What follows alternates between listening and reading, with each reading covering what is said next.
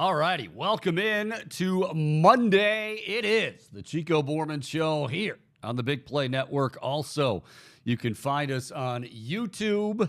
Go to YouTube, search, and type in the Chico Bormann Show. If you have not subscribed already, go ahead and click on that little button there. We appreciate it. I appreciate it. Also, you can do so on Twitter. You can find us there at Chico Show CLE. And go ahead and give us a follow. We stream live every day from 1 until 3. It is great to have you aboard. It is gorgeous outside. They're telling me, they're telling me that this week is going to kind of continue like this. Maybe some rain, but certainly some sunshine, 70-degree temperatures. I might have to walk in here in a Life's a Beach tank top. What do you think about that, Bo? How was your weekend, by the way? Oh, it was good, Chico. Good to be back with you again. And, I think that would probably be entertaining content for a bit, and then maybe after a while it might... So you're saying people might make fun of me is what you're saying, that it wouldn't be anything flattering. I agree. I totally agree. But, yeah, great week ahead. Obviously, the holiday is coming up. And great weather outside. Hopefully some of you had a chance to take advantage of that. We had great sports over the weekend. We told you on Friday, heading into the weekend, it's going to be fun. We've got plenty to talk about. College basketball, the men's Final Four is now to the national championship in Houston. It is UConn. No surprise there, considering how well they've been playing. San Diego State will give it a go. Can anybody give UConn a really close, a nail-biter type of game? Dutcher and the Aztecs are going to try to do that tonight. We'll talk to Vin Parise, who is a college basketball analyst, a guy that I love to talk college hoops with each and every year. College basketball analyst with Fox Sports, also a former assistant coach at Iona, and he's fantastic. So we'll talk to him coming up in the 2 o'clock hour. Again, 216-626-7901. You want to chime in? Feel free to do that, 216-626-7901. And obviously, you can find us on Twitter. I am on Twitter at Big Play Chico. Also, the show at Chico Show CLE. All right, we've got some Guardians we're going to get to here as well. Big weekend for them. 3 out of 4 against a very good Seattle team. And not just 3 out of 4, but something really, really important that they were able to get done, and hopefully will continue. But we'll talk more about that in a moment. Normally that would lead this off, okay? Normally, either the Guardians taking 3 out of 4 in Seattle and getting ready for a series against the A's, or the Cavs back on track against the Pacers, 3 games remaining. The men's title game we mentioned, and we'll get more into that. But I was all set to talk about the women's game, which I thought was very entertaining over the weekend. Now, let me just say, I'll preface everything by saying, I'm not going to sit here and tell you that I watched, the entire regular season. So I'm not going to try to act like I'm some, analyst when it comes to the women's game. I don't think you have to be to know that, Caitlin Clark is unbelievable. Let me go back to, what would it have been? Friday, right? Friday. Nobody really gave Iowa a chance against South Carolina. You say, that's exactly how it was. Everybody said, you heard a lot of South Carolina's 36-0. South Carolina is a dominant team. Iowa, they have some a nice surrounding cast, nothing great. And in the end, South Carolina is going to double team Caitlin Clark and force others to beat them. And it's not going to work out. So the Hawkeyes will go down, and South Carolina will, whoa. Yeah, that's right. Look out. I mean, that was one of the most dominant performances I've ever seen. I mean, think about this. Everybody knew in the gymnasium. Everybody knew. Dawn Staley knew. Caitlin Clark knew. Caitlin Clark's boyfriend knew. Her parents, everybody knew. Caitlin Clark's going to be the key to this game. Caitlin Clark's going to be getting the basketball. She still dominated. Nearly had a triple-double. So I'm thinking, man, I can't wait to talk about that this weekend because, you know, and not that Johnny come lately like, oh, hey, by the way, Caitlin Clark's pretty good. Everybody's known that, and you should know that by now. But when it's against that team, when it's a 36-0 South Carolina Gamecocks team, and she does that, I mean, that's greatness. Like it's one thing. That's what separates the greats, the elites, from, you know, just the good or very good. Is okay. It's the biggest of stages. Everybody knows that I'm getting the ball. Everybody knows that I've got to rise up and take it to another level, which I have all season. But this one's going to be pretty daunting because it's South Carolina and they're, you know, 36-0. And she did that. And then Sunday happened.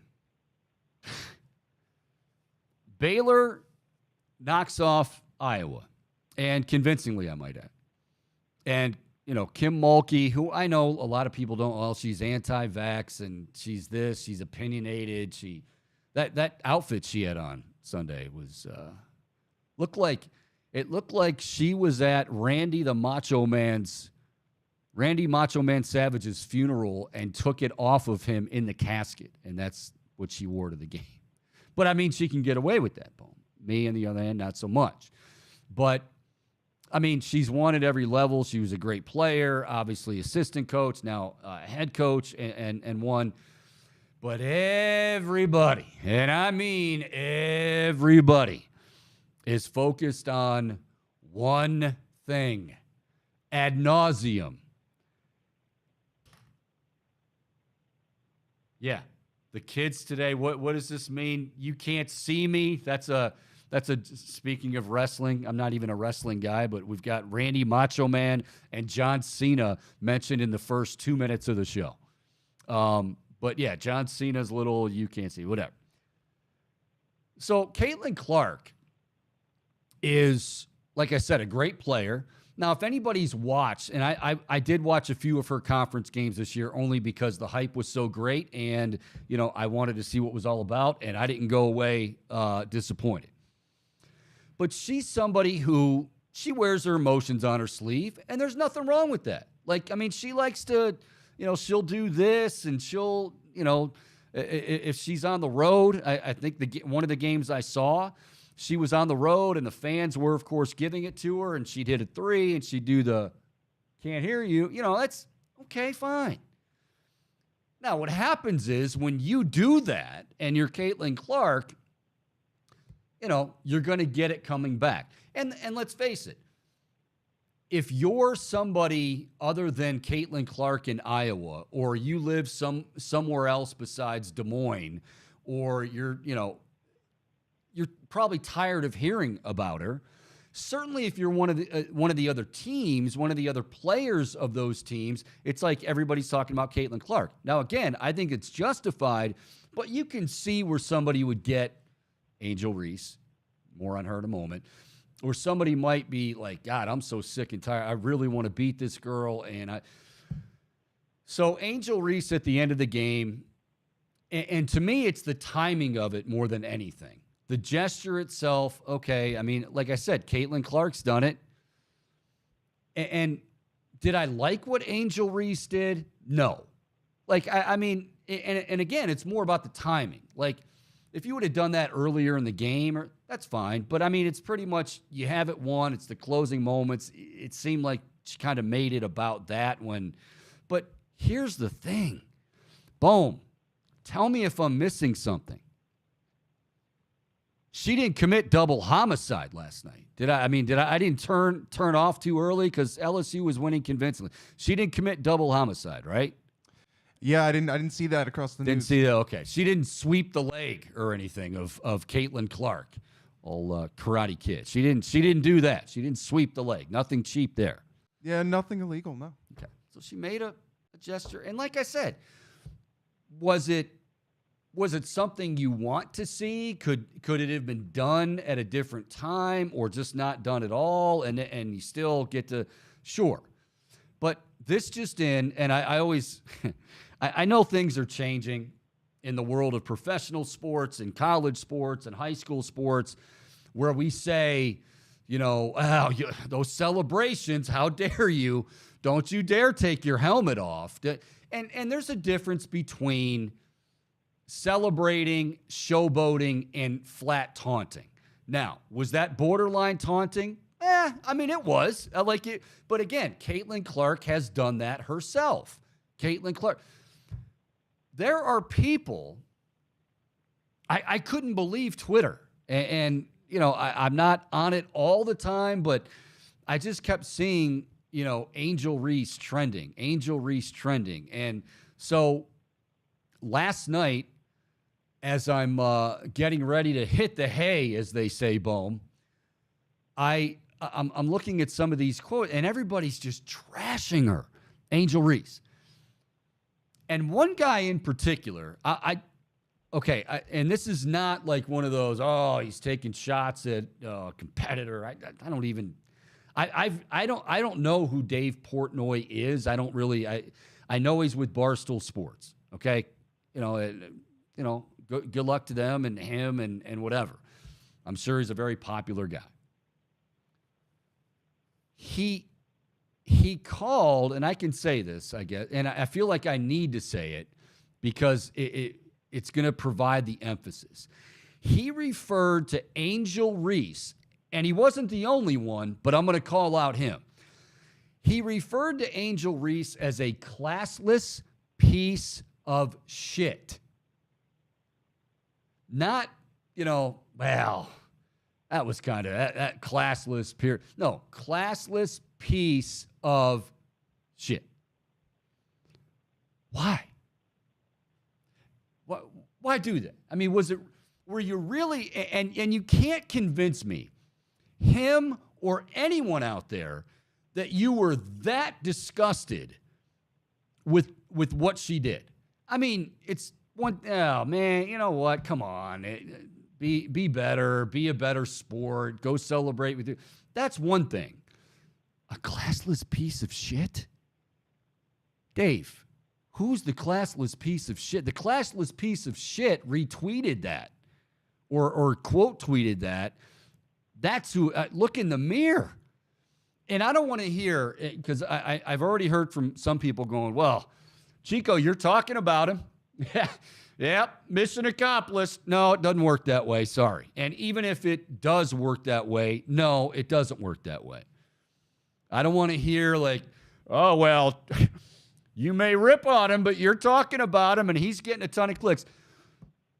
Even if he did it for clicks, even if God forbid he really did think like thinks she's a classless piece of shit. That's a pretty harsh thing to say. You don't have to like her. You don't have to like what she did. I don't necessarily like what she did, or better said, when she did it, closing seconds. But trash talk, sports, no. Boom, they still do that? I know we're trying to outlaw everything. And like I said, there's a difference between, and maybe that was borderline taunting. But you would seriously think, judging from social media, I'll just go Twitter, you would think from social media that Angel Reese took somebody's life last night. You would think that at the very least she went, Tanya Harding on Nancy Kerrigan. Ridiculous. Am I missing something? Chico, to me, this is like almost not it. This doesn't even seem as offensive as like Baker Mayfield planting the flag against Ohio State. I knew you would say that. Of course you would say, yeah. Or like defensive end sacking Johnny Manziel and doing the money sign. It's just fair game. Or Nick Bosa sacking one before mentioned Baker Mayfield, aforementioned Baker Mayfield, and actually, reenacting the planting of the flag. Yeah, I mean, it happens in sports. Now, again, do we want to try to, put a cap on it to some degree? Sure. But my gosh, it's sports at an extremely high level. Caitlin Clark wears her emotions on her sleeve, and Angel Reese wears hers on her sleeve too. And like I said, you don't have to necessarily agree that it was the right thing to do, but can we all agree that that was a huge overreaction on the part of Dave Portnoy and Barstool or whatever they are, and whoever else was, because he wasn't the only one. I think Keith Olbermann. Keith, come on, man. You were awesome with DP and Baseball Tonight, and you're a funny guy, right? Funny guy.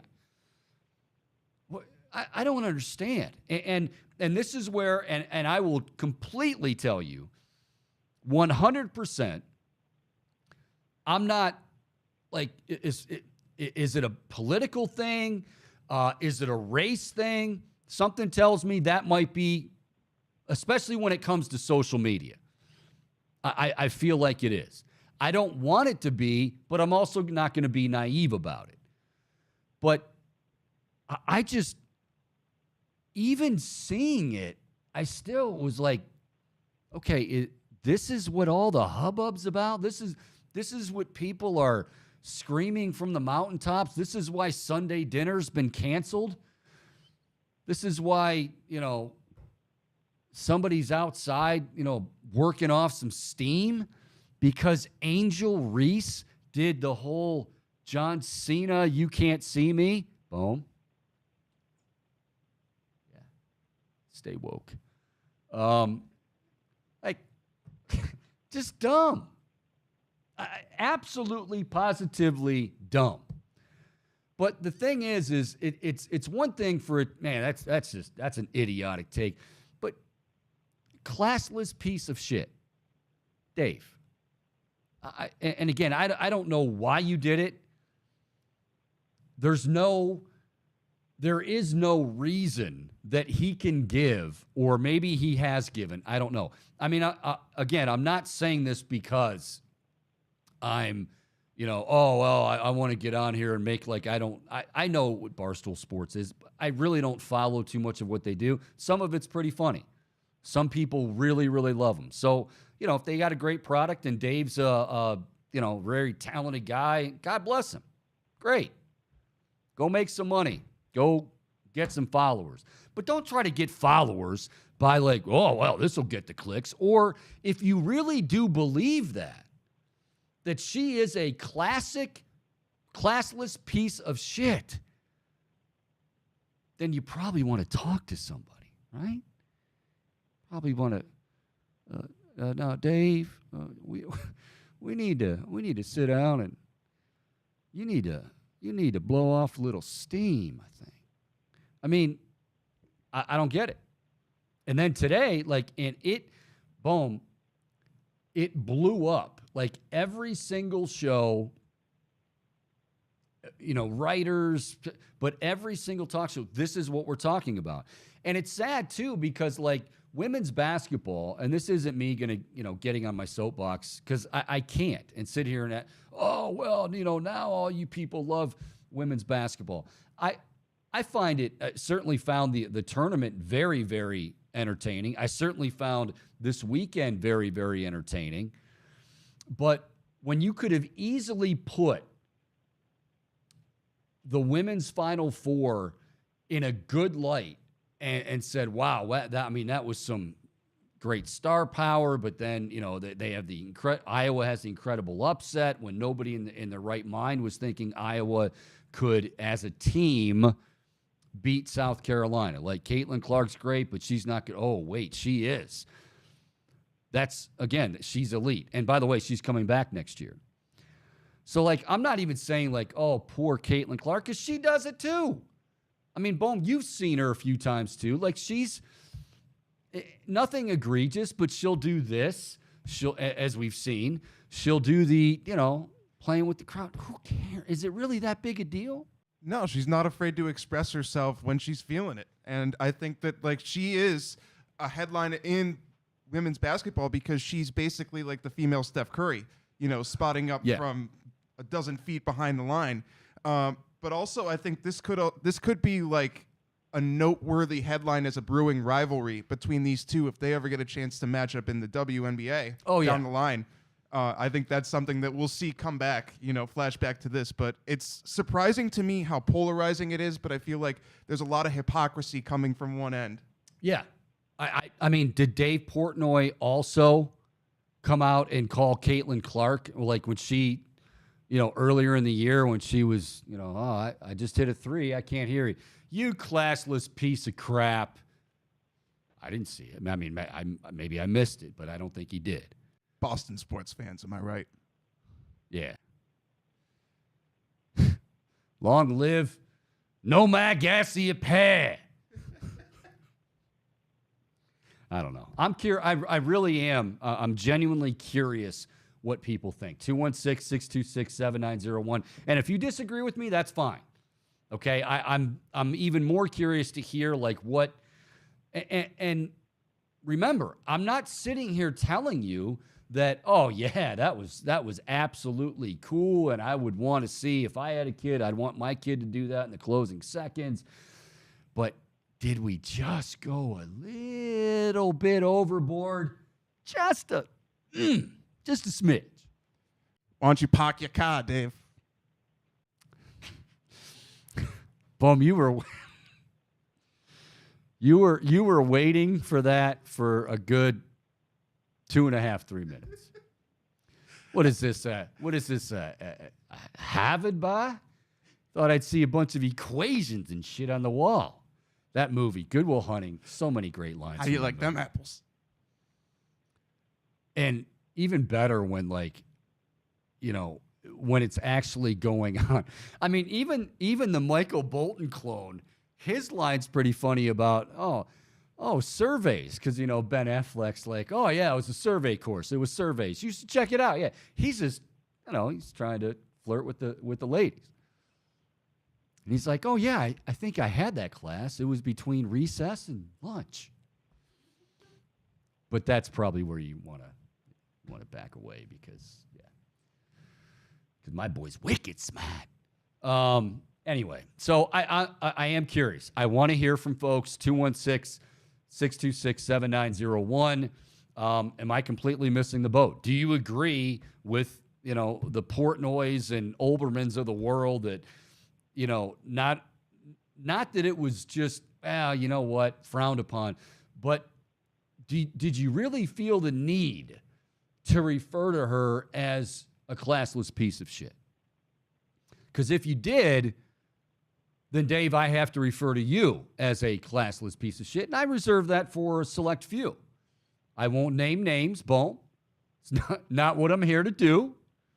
I could, but I won't. Reaction on YouTube as well. If we got any of that coming in, I'm genuinely curious to hear what happens. All right, now for the really good news, right? Guardians take 3 out of 4 against Seattle. They dropped the opener on Thursday. Yeah, go ahead and hit that sweet transition, Bowman. You're on top of it. Look at you.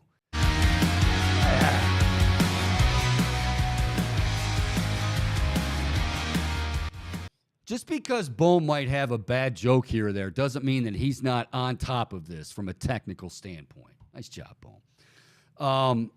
Guardians dropped the opener, 4-game series on Thursday against Seattle. And of course, we were talking on Friday's show.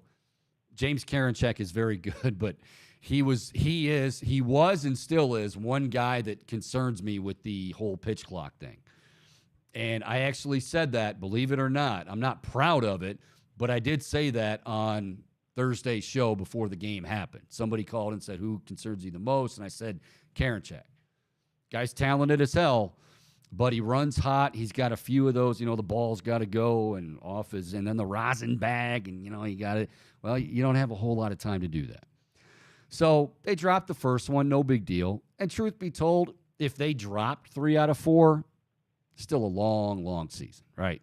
I mean, but when you rally back and take 3 out of 4, but not just take 3 out of 4, Bohm, from Seattle, you do it on the road, and Seattle's a very good team. But let me bring in a very special guest. Excuse me for a second, okay? Oh, he's breaking it out. Yeah, we're bringing him. Yeah, he deserves this. Mr. Aaron Savali is here, and as you can see, smile on his face, his head. He should feel good. Start of the season, if you go back to last year, by the way, Aaron Savali struggled. The guy going tonight against Oakland, Zach Plesac, struggled. Now, Savali had, injury after injury, but even when he, towards the end of the season, he was trying to get it back. Then he had a horrible spring.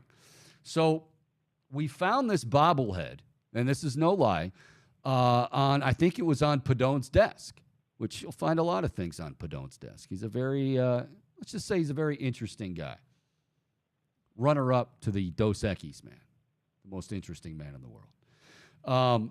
So I grabbed this because we're going to be collecting bobbleheads. You may have seen, and you can see right now, like these guys at Big Play, and Ken and Dave, and like they've done an awesome job decorating the studio. Like and I've gotten this from Eric Casillas was on with us on Friday. He's like, dude, right away, first thing he says, dude, I love the setup. Like it's a man cave feel. So we're going to be getting more bobbleheads, and nothing against Aaron Savali, but I'm like, ooh, boy. Well, he's been struggling quite a bit, but let's bring him in. And now he's like, hell with you, Chico. Like if he could talk, like hell with you, Chico. This guy, keep in mind, Tristan McKenzie. Get a good shot of that. Like Bohm's going to jump up and be the camera operator and zoom in. But it is Aaron Savali. Look, 43, Savali. Oh, yeah, I guess it's down there too. So Saturday, he comes out and just absolutely pitches a gem, 2-0. 2-hitter. He goes 6 innings. He was, and I think Scott Service said it, a bunch of the Mariners said it, like he was as good as they've ever seen him. And if Aaron Savali is going to be that version of Aaron Savali, I know it's a long season, but if that, like, kind of got a little nervous in the spring, and this is a classic example, but when a guy struggles the previous season, fair or unfair, you are going to be monitored. You are going to have a few more eyeballs on what he's doing in the spring. And he didn't have a great spring. He came out and just absolutely positively looked dominant, Bohm. Dominant.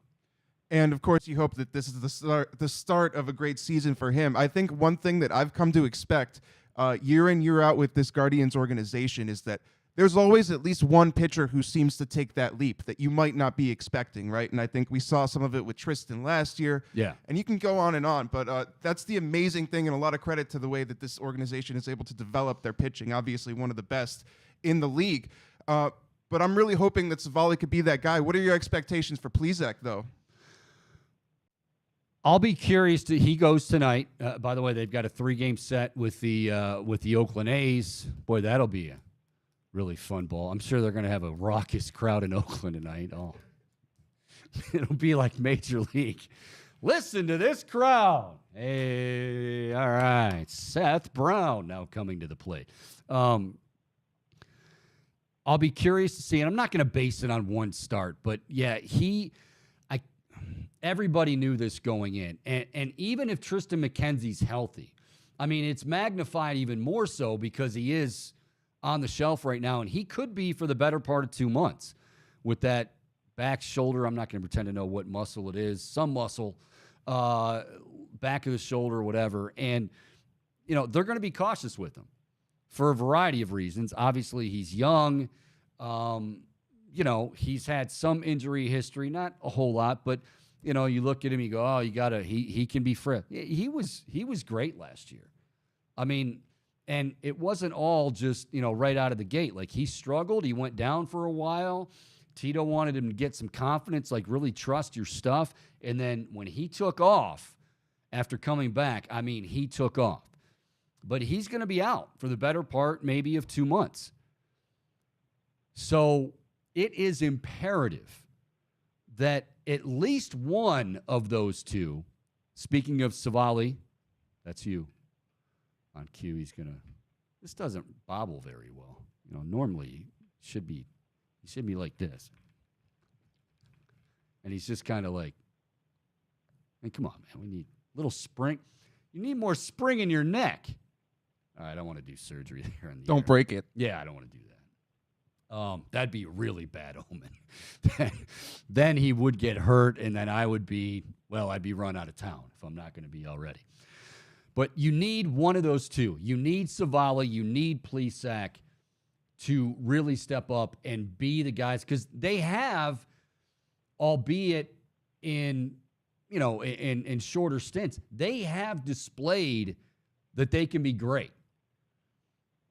I feel like with Plesac, and I'm not making fun of this when I say this, like Zach Plesac spent time in this offseason, basically, it wasn't really so much about mechanics. Like you'll go to Driveline or whatever that is in like Arizona, and you're working on this and you're working on, and I'm sure he had some things to work on mechanically, but it was all right here. For the most part, it was right here. He's like, I just need to relax, need to quit. And he's right. Sometimes, they say it's 80% mental and 20% physical.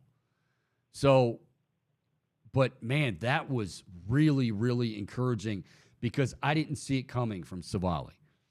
And I didn't see it coming because obviously he's been struggling for a while now, and spring didn't give you any indication that he was. But on top of that, that's a good lineup. You've got Julio Rodriguez, and you've got Ty France, and there's some really good hitters in that lineup. And Aaron Savali just shut them down. To hear Scott Service after the game say, wow, that's as good as I've ever seen him. If that continues, that's going to be not good news, stellar news, great news for your Cleveland Guardians, who will be obviously taking on the Oakland A's tonight. So 3-1. They've got 3 with Oakland. Oakland's not very good, but it's baseball. Anything can happen, blah, blah, blah, blah, blah. And then they return home. Friday is the home opener. How about that 6-gamer at Progressive Field? You got the Seattle Mariners again, and then you got the New York Yankees, Costanza. Ruth, Mantle, Maris, DiMaggio, Costanza. Yeah. Yankees coming to town, making an early visit. But, and hopefully there's going to be a great crowd. Hopefully the weather is going to is going to comply as well. But it's a great start. And I know it's just 4 games, but it's how they did it and who they did it against and where they did it. Seattle's not an easy place. You ask Karinchak when he started to lose it, that crowd, it was almost reminiscent of that Pirates crowd years ago against the Cincinnati Reds when I think it was Johnny Cueto. Johnny Cueto was, he dropped the ball on the mound, and he was kind of all out of sorts, and the Pirates, and they, at PNC Park, they just went into that, Johnny Cueto, he was done. He was a nutcase. He was done. And Karinchak he got that response from the Seattle crowd. So being able to take 3 out of 4 there, very, very big deal. All right, 216-626-7901. 216-626-7901. Find us over on YouTube, The Chico Bormann Show. Also on Twitter, at Chico Show CLE. What do we got there, Boom? Chico, you got a lot of comments over the course of this weekend about one of your rants from last week with the speed bump. I think you're. The New York Knickerbockers. Yeah, you mentioned the Yankees coming to town. They might bring even more New Yorkers out of the woodwork. They're out for you, Chico. You upset some of them. Bring it on. It's a damn shame the Cavs didn't win that game, though.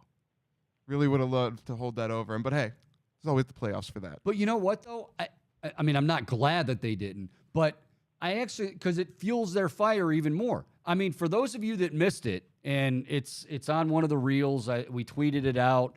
Padoname put it out there, and basically, Eric Casilius was on Friday's show, CBS Sports HQ. He lives in Connecticut, listens to, as he told you, a lot of New York sports talk radio.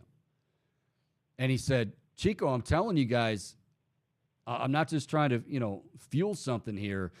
Like, New York fans and even the New York talk show hosts, they're laughing at you guys. I'm like, laughing at them? For what? Well, they think Cleveland is basically, and he said they use the term, nothing more than just a little speed bump. I mean, I could see if you're like the Milwaukee Bucks and you want to talk that kind of garbage. I mean, it's still not a good idea, and it wouldn't be true. But like the Knicks, like the storied Knicks. Now, when I say storied, unfortunately for these guys, current group of guys, the storied goes back like 30 years ago. John Starks, Patrick Ewing, as Rick Pitino. Those guys aren't walking through the door, kids. And Julius Randle's a nice player. Jalen Brunson is a nice player. But come on. Like, you're just going to waltz over our Cavaliers? Why? Because you're mighty New York? This is why New York gets that label. Fair or unfair. It's why and I'm kind of glad because we enjoy, I mean, let's be honest, we enjoy hating on New York fans occasionally. But they do it to themselves. They deserve everything they get. Referring to our Cavaliers, who, okay, I don't know if they're destined to win a championship this year, but, I absolutely believe. Let me look into the camera. I did not. No, I'm not going to. Wouldn't do that. New York fans, you're okay. You're a decent team. This Cleveland Cavaliers basketball team, and yeah, they're young, and will everybody show up, and will they play the defense? Will they allow Jared Allen and Evan Mobley, get them some more touches? Because, when you slow it down a little bit more and really allow those guys to get involved, they're even better. Will they allow that? Will they do that? We'll see. But seriously, New York fans, screw you. I won't say classless piece of shit like Portnoy. I'm obviously just a little bit above him. Anybody chiming in over there, Bohm? You kind of looked down and you had a very quizzical look on your face. Have you ever seen that video of like all the Knicks fans freaking out from last season, just outside Madison Square Garden after winning 3 in a row? When they went, it was like an overtime win against Boston. Yeah. And yeah. And they started the F. Trae Young chants. I was just thinking about pulling that video up because it's hilarious. Do it. Yeah, do it. If you can, absolutely do that. Sports Gab is in the house. What's up, Gab? What's that? Oh, yeah. It's all right. We can say hi to you're the Sports Gab. Love the hat, by the way. 3 out of 4. 3 out of 4. And this guy right here. Awesome, by the way. Thank you so much. How about him on Saturday? Great. Pretty darn good. That's Sports Gab, by the way. God love her. She's outstanding. All right. What was I talking about, Bo? It's all right. We lose our train of thought every now and then. What was? Oh, yeah. So, if I still didn't remember the Knicks video. Yeah, the Knicks video. So the Knicks, remember last year, this year too. Now they went on a long winning streak. They had won, what was it, like 15 in a row or something. I mean, they had a long, long winning streak. But I remember last year when they won like 3 in a row, like no fan base gets more excited and more like over the – and I get it because like, okay, you love your Knickerbockers, right? You love your Knickerbockers. I like saying Knickerbockers because I think it annoys some of the fans. You love your Knickerbockers, and you want to will those years of Patrick Ewing and Starks and all back into Allen Houston back into play.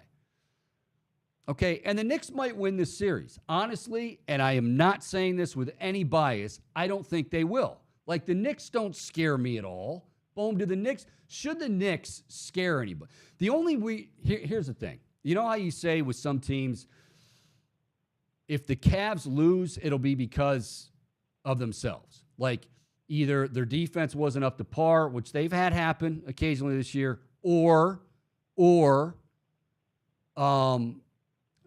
like I said earlier, Evan Mobley, Jared Allen aren't getting looks down low, so, the pace of play is not. It won't be because the Knicks dominate. It won't be because the Knicks are a better team, because they're not a better team. And Jalen Brunson's a good player. Like, I don't know what the hell Dallas was thinking with him. Like, wow, you twice had an opportunity to re-sign him. And by the way, he had a little bit of scoreboard on Mitchell last year when Donovan was in Utah. But Julius Randle, who is very good. I even called him great. And Casillas, did you hear him on Friday? He's like, whoa. Not great. He's good. But I'm telling you right now, I really strongly believe this is going to happen because he's done it before. Julius Randle will try to put this team on his back. And if it means I'm going 1-on-4 or 1-on-5, I don't give a damn. That plays right into the Cavaliers' hands. Come on, bring it. Yeah. Now, if he, I love this cliche, plays within himself, play within yourself. What the hell does that mean? But if he plays within himself, doesn't try to do too much, because he can. I mean, he's had some big, 57-point games and things like that. He can play. He can play. But, man, Knick fans, and even their hosts, the Cleveland Cavaliers are but a speed bump on our way. They are actually talking about, like, man, bring on the Celtics. Bring on the Celtics. Whoa. It's kind of like, remember in Rocky IV? When, it'll be, when Drago's wife says, it'll be very, what does she say? The win will feel good, or it'll be great satisfaction. And Apollo's like, whoa, when? And then, as we know, it didn't really work out for Apollo, did it, Sabali? Yeah, no. He needs more. York is fucking back! Knicks are here, baby! The Knicks are fucking here, baby! Fresh out the garden, baby! We're taking it all the way! We had De Blasio, we had Cuomo, it was rough shit, but we have the Knicks, New York Knicks! Like, listen, I mean, and you know what? Somebody's probably saying, they're probably drunk. Oh, no, they're sober. That's how they react. That's New York. The Knicks won 3 in a row? Oh, my God. I mean, this is why they get a bad rap. I mean, it just is. There's a reason why the legendary late, great Pete Franklin, and it used to be on an open for a show I did a long, long time ago, Bohm. You remember it. Screw the Yankees, the hell with New York. But it's not even just the Yankees. Yankees have kind of taken a bit of a back seat, and a lot of it is, they're not a thorn in everyone's side like they used to be, but it's still just New York fan. That really, really bothers me. Maybe it shouldn't have. Maybe I just laugh it off. But, a lot of people love to make jokes about Cleveland. I've said it millions of times, Bohm. You know this. Nobody who's from here is ashamed to say they're from here. Matter of fact, they want you to know, we want you to know that we are from here, that we love where we're from, And we love our Cavaliers, our Guardians, our Browns. And yeah, okay, there's been some, horrible moments. But when people start talking that trash, and that's what it is, trash. And they don't really, you're gonna tick off a few people. They're gonna tick off a few people. 216-626-7901. Also on the Twitter at Chico Show CLE. Ooh, plane's rolling in. Maybe this is no, I was gonna say that. I'll let it go, Boom. So Boom, is this Knicks series against the Cavaliers? And be honest, are you a little bit nervous? And maybe now I'm the guy that's, kind of going overboard but the Knicks don't scare me at all. They just don't scare me. And I see where you're coming from, but I'm more concerned about the Cavs shooting themselves in the foot, if that makes sense. I think it would be the Cavaliers series to lose. Mm-hmm. And there are just times, and there have been throughout the course of this season, where their game gets a little bit sloppy. We see a lot of see a lot of turnovers all of a sudden. They go ice cold, and then the Cavalanches come, right? But not every single night. It doesn't happen every time. So what was that again? You could the Cavalanche? Cavalanche, yeah.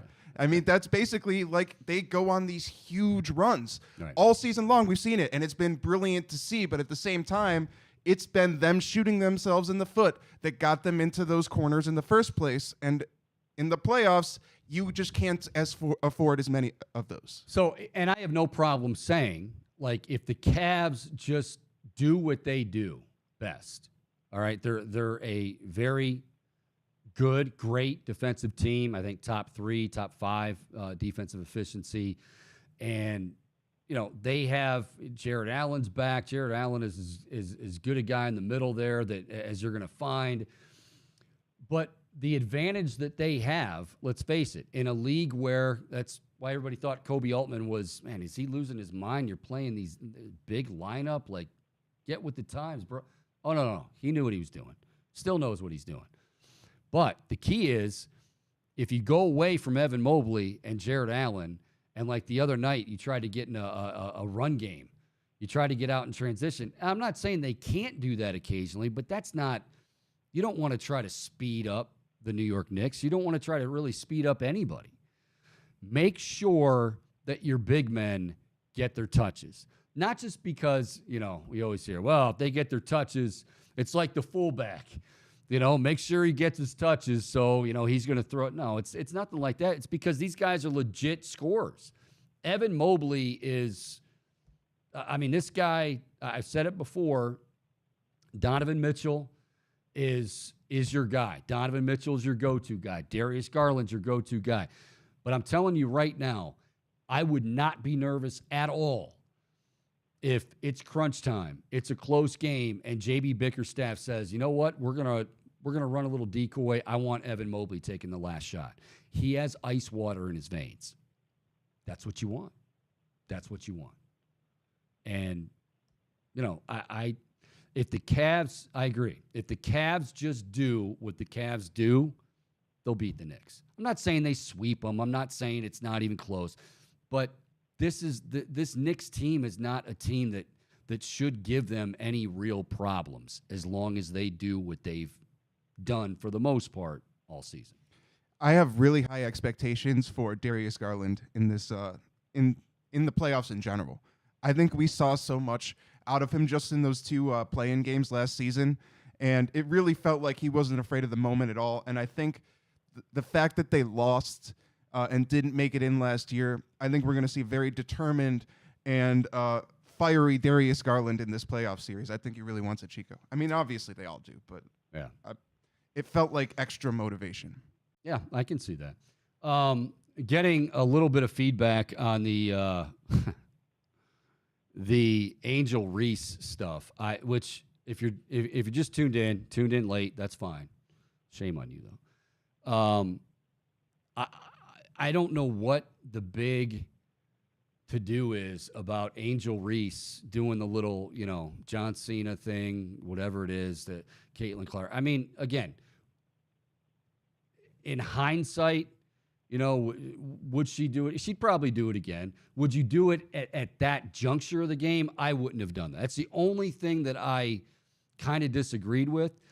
But, I mean, these people that are just making her out to be some sort of, Dave Portnoy, a classless piece of shit. What makes you tweet that? And, at first, okay, he's going to take that down, right? I don't care if he means it or if he just put it up there. Matter of fact, if he put it up there for clicks, that's even worse. That's even worse, in my opinion. I mean, if that's the way you got to roll to get clicks, then I don't know what to tell you. Don't do that. Don't do that. Yeah, it's just a blatant insult. It's way over the top, and it just feels like a reason for him to find something to hate. Yeah.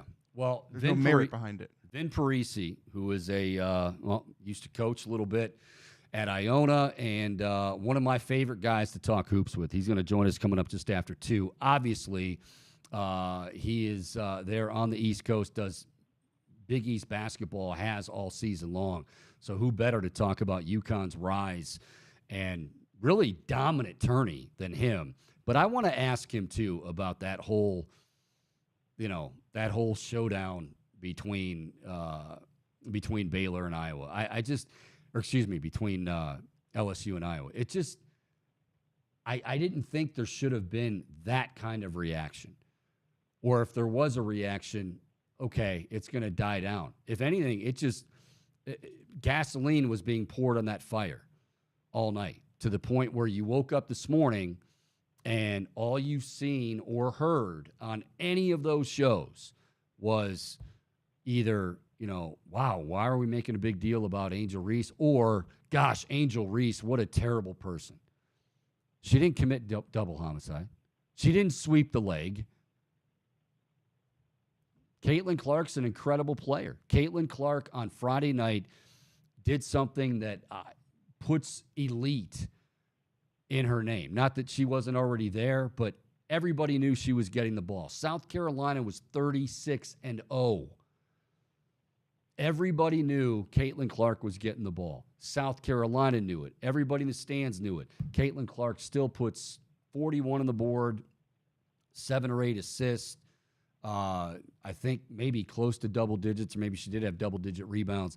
I mean, again, that's when all eyes are on you. You're on the biggest of stages. Doesn't get much bigger in college basketball than the Final Four. When you're on the biggest of stages and you still have to find a way to get it done, even though they're going to be, doubling you and their entire focus is on you, you're an elite category. That's what separates elites from good, very good, even great. She's elite. But Caitlin Clark also does, she wears her emotions on her sleeve. She's done this. She's done this. I can't hear you after a 3. She likes to have fun, and she got some of that back. It was the sportsmanship end of it at the time. Okay. Do it earlier in the game. That's what I wonder. Bohm, do you think if Angel Reese does that, and Angel Reese, by the way, is a hell of a player. I mean, just double-double machine. She didn't have a great game last night. But do you think if Angel Reese does that with 5 minutes to go, there is this huge uproar, or 2 minutes to go, or it just felt like, I think the closing seconds had something to do with it, but still shouldn't have risen to the level that it's risen in terms of people just losing their minds over this. Honestly, for me personally, Chico, I think that the most appropriate time to do it is when you have that scoreboard to hang over them. That's when it feels to me most justified, as opposed to doing it in the heat of the moment. You're gonna probably light a fire in them and cause them to want to respond. Yeah, I mean, I hear what you're saying. Yeah, you don't want to do it with, but I guess what I'm saying is we're talking the game's over. The seconds, it's just 5, 4, 3, 2.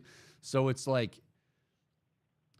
and even I can say this, that her teammates are right there. Kim Mulkey's hugging everybody, and like that's where her focus is. I wish it wasn't, but it certainly doesn't rise to this, classless piece of crap and everything that's going on. And like I said, it's not just Portnoy, Olbermann, others. I mean, that's ridiculous. All right, I'll tell you what. We're going to step aside. When we come back, we're going to be talking college hoops. I will ask Vin Parise about this, but more importantly, tonight, just after 9, one shining. Am I a nerd if I have one shining moment on my Apple Play, my car, the shuffle boom?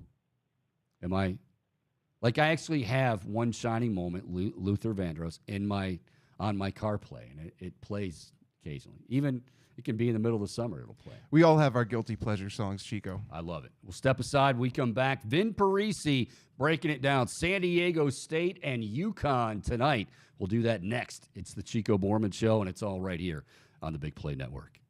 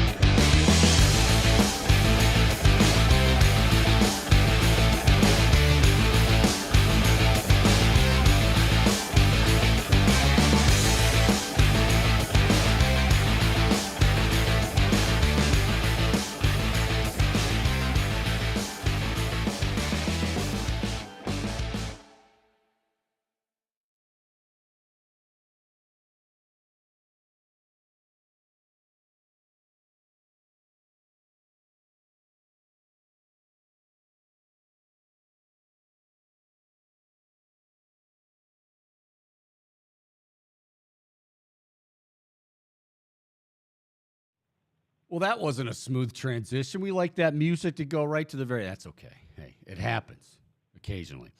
All right. By the way, real quick, welcome back to the Chico Bormann Show here in the Big Play Network. Coming up later tonight, the Reflog Show. They have a very special guest, a guy that, well, yeah, I would say growing up as a kid, Uncle Bernie was certainly there, Minifield, Dixon, but Cavs, Mark Price. Dude could flat out shoot it. And there was no better Howie Chiswick, the PA announcer, when he would call a Price, Mark Price, 4-3. I can't even do it justice, but it was that good. And Mark Price going to join the guys tonight. All right, let's talk some hoops. And one of my favorite guys in the business, and every single March, although now it's April, we talk some hoops and March Madness, and I'm sure every single year, Vin Parise, who's joining me right now, Vin Parise with Fox Sports, college basketball analyst. Every year, I think I say the same thing. Wow, is this the craziest, most just insane March Madness you've ever seen? But now, this could be pretty nutty. The way this might be at the top of your list. What do you think? Well, great to talk to you again, Chico. And I think we said it for several years, but I think it's clear now this one does take the cake because, as much as you look back on, so many of the last several years and great years with March Madness for all the first round upsets. And when it goes from 68 to 32 to 16, I mean, obviously you have surprises, you have teams that are a little underseeded, overseeded. And you have those great upsets along the way. That's what's always made the tournament so great. However, by the time you get towards the Elite Eight and Final Four, there's obviously more chalk than you would think. Because for all the upsets that the tournament is known for, coming into this Final Four, Chico, if you were to look at the last 20 years, 82% of the field of Final Fours in the last 2 decades were 1s and 2 seeds. So you have your fun upsets, but eventually the cream of the crop rings through. I mean, to get a Final Four this year without any 1, 2s, and 3s, and granted, UConn was much better than their seeding. We obviously know that now because of what happened during Big East play, and I cover them throughout the year. But man, what a great time in college basketball to have these stories develop. So, Vin, I guess it begs the question then. Obviously, we have a lot of change in college athletics all across the board, whether it's transfer portal and NIL, and so there are some out there that say, well, this could be the new wave. You're going to see this quite a bit, or this is what it's going to turn into. We also had COVID in there. More of an aberration, or do you think we're going to see much more of the FAUs of the world? San Diego State, still a good program, but FAUs of the world making runs in the Final Four. Yeah, I mean, I think I definitely think it's going to be something to monitor. I definitely think we're still in uncharted waters with this because, and obviously when you see the NIL money now that, the Miami Hurricanes are going to be paying to their squad now and into the future. But think about this, Chico. I mean, for all we're talking about with grad transfers, the portal and NIL and getting players and guys jumping around like NBA free agency the past year in college hoops, these guys were brought in recruiting classes with Dan Hurley. They've been together for a couple of years. He didn't get any of these guys with NIL money. I think he's going to need some NIL money to obviously keep them moving forward. But, FAU, it's not like he went out and plucked all fifth-year seniors and cobbled together a lineup. I mean, that Dusty May was going 8 or 9 deep, and they were predominantly sophomores. And obviously, Dutcher and San Diego State has built a great program. So, listen, I definitely think you're going to see stories to where, players make major moves and it affects things. But look at what happened. Once again, college basketball experience means something. Having seniors means something when you especially look at San Diego State's case and having some age behind you. But more importantly, having the right chemistry and having the right mix. In FAU's case, where they're together for 2 years, or Connecticut's case to where Dan Hurley's been building this thing for a few years. He's a great follow on Twitter at Vin Parise, college basketball analyst, contributor to Fox Sports, Sports New York, NBC New York as well. Just a great hoops guy and one of the best analysts out there. So, all right, let's go to Connecticut. Let's go to. I mean, you had a front row seat for these guys, and you mentioned Danny Hurley, and I read somewhere or heard somewhere a couple years ago, and you mentioned these guys being being veterans now and more experienced. But a couple years ago, remember him saying something along the lines of, get us now because we're coming. At some point we're coming. And I don't even know if we saw them coming like this. I mean, this has been a dominant run of the tournament, but kind of take us through the last few seasons and then leading up to now, and this, again, nothing short of dominant run in the tournament. Yeah, well, let's be honest. You know, Dan, 13 years ago this month, Chico, Dan Hurley's making a move from teaching social studies and being the head coach at St. Benedict's High School in New Jersey, you know, nationally ranked year in, year out, and finally making the jump to the college game to go turn around Wagner. He's at Wagner for 2 years in the NEC Northeast Conference. And then he goes and he turns around the University of Rhode Island. That was in the basement. I think he inherited a 6-win team. They were in the basement of the Atlantic 10. You know, and then he gets them, you know, winning games in the NCAA tournament and top 25 ranked. But make no mistake about it, as great a job as Dan Hurley and his staff have done, a key component to this, Chico, was a couple of years ago going from the American Athletic Conference back to the Big East. Because, you know, I know for a fact some of these guys, you know, the Big East played a major factor in their recruiting, and UConn should be back in the Big East. But you look at November and December of this season, they come out of the gates ablazing. They start off 14-0. They're ranked number 2 in the country. Danny scheduled a tremendous non-conference slate and schedule. And if you look at the top 5 or 10 teams in the country right now, everybody at some point has either 5, 6, 7 losses. The problem with UConn was, and this is why they went off everyone's radar, Chico, was all their losses seemed to come in like a 3.5-week stretch. They hit the skids in like early January into like the beginning of February. They laid an egg at home against St. John's. They had a couple of games to where they underachieved on the defensive end. They had a COVID outbreak in the locker room. Dan Hurley didn't even coach one of the games. Associate head coach Kamani Young did. So they had some adversity. But I think it was a blessing in disguise because it got Danny's guys. I mean, and you think about it. You watch them in a layup line. They look like an NBA team when they're warming up. And he has at least 3 pros. And Andre Jackson, Jordan Hawkins, and Adama Sanogo. But he got these guys, studs of players, to buy in defensively. And when they bought in defensively, that's when February turned into March and they were playing their best basketball at the right time. Now, for them to go into the Big East tournament in the 4-5 game against Providence was only because they hit those skids in the league standings. I mean, they went into Madison Square Garden for the Big East tournament when I was down there in the 4-5 game, and they were the favorites in Vegas to win the tournament. Now, they didn't. They got bounced in the semis, but you just had a feeling, man, when they got out of conference play and started to have to play people that were only going to be able to prepare for them in a couple of days, they were going to be dangerous. But I don't think anybody, Chico, could have predicted that they would dominate the tournament like this. They beat Iona by 24 in the first round. The round of 32, they're leading Mount St. Mary's, the teens, throughout. And then in Vegas, I mean, you're beating Arkansas and Gonzaga by almost 30 in the regionals. I mean, and it's just remarkable.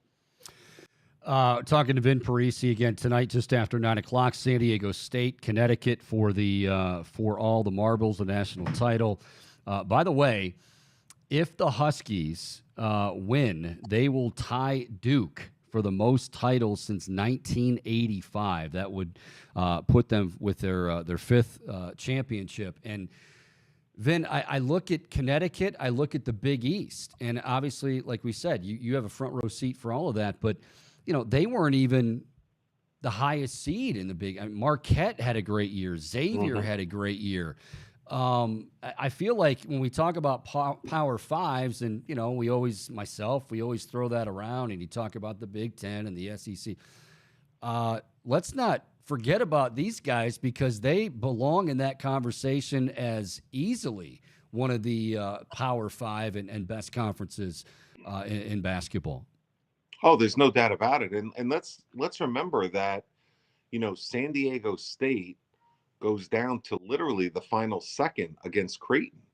I mean, the Big East was this close, Chico, to having another 1985 St. John's and Georgetown, where the conference could have had, you know, 2 teams within the Final Four.